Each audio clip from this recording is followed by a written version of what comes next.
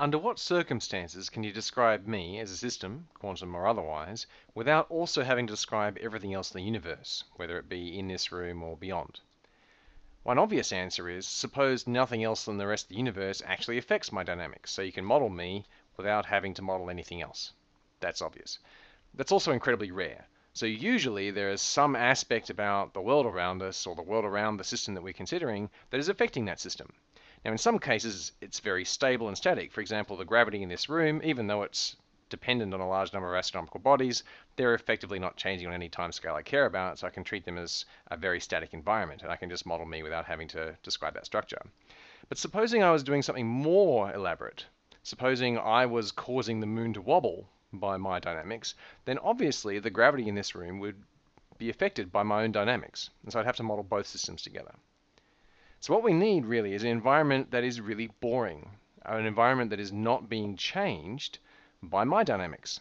So if we had some system that we're trying to consider, then often the initial state of that system and the state of the environment are uncoupled.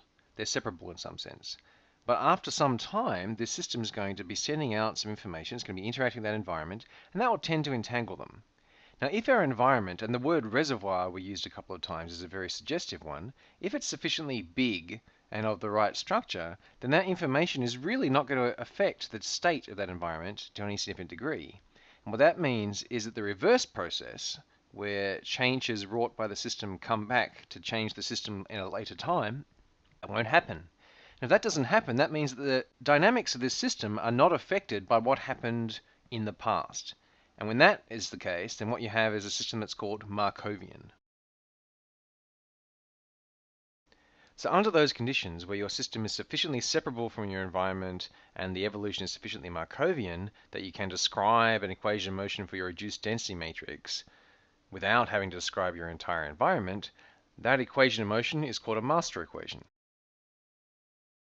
And it turns out there's not a lot of freedom for master equations. If you have a Markovian master equation that's time homogeneous, because it has to be trace preserving and keep the reduced density matrix as a completely positive operator, then under those conditions the master equation has to look like this, where this H is a Hamiltonian, therefore it's Hermitian. These CJs can be any set of operators, and this curly D is what's called a super operator, which is defined like this. So this thing here is a super operator because it doesn't just act on one side of rho, you can see it acts on both the left and the right of rho, but it is still linear in rho. Now looking at the master equation, we can see that these terms here are very unsurprising because if we didn't have any interaction with our environment at all, we'd expect our evolution to look exactly like that, just defined by the Hamiltonian of the system. Now if we do have some interaction with the environment and then we trace over the environment, then we get extra terms in our master equation, our equation of motion for our reduced density matrix, and they have to be of this form.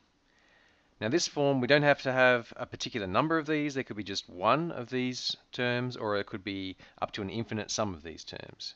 So this master equation is in what's called Lindblad form.